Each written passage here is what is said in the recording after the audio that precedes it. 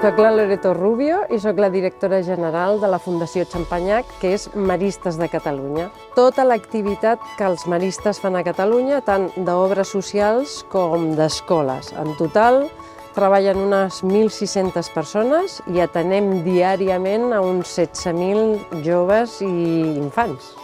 En l'àmbit de sostenibilitat entenem que entra tot, o sigui, entra la sostenibilitat mediambiental, entra la sostenibilitat econòmica, entre la sostenibilitat de les persones. Ara bé, en l'àmbit concret del que és l'atenció als nens i als joves, ens preocupa moltíssim l'alimentació. I per tant, desenvolupem projectes actualment que tenen a veure amb que aquesta alimentació no només sigui saludable, sinó que sigui saludable per les persones, per al medi ambient i en general per tots els que participem en la nostra entitat.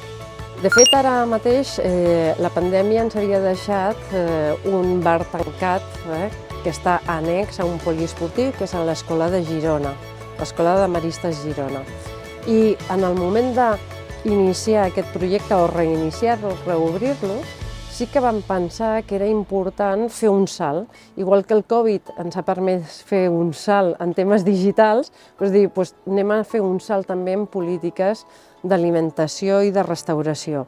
I el projecte que tenim entre mans és repensar tot una oferta de caràcter de restauració per als targets i els públics que nosaltres tenim, que són persones, són nens, són joves, que passen per cicles, que no tenen una vida estable, perquè si tu fas una activitat esportiva d'alt rendiment, hi ha un moment que has de fer molt d'esforç, o si tu ets un estudiant, hi ha un moment que has de fer molt d'esforç. I milers de nens que cada vegada són diferents, que tenen necessitats diferents, que no hi ha a nivell de salut, sinó a nivell de que els hi pot agradar, què necessiten en cada moment.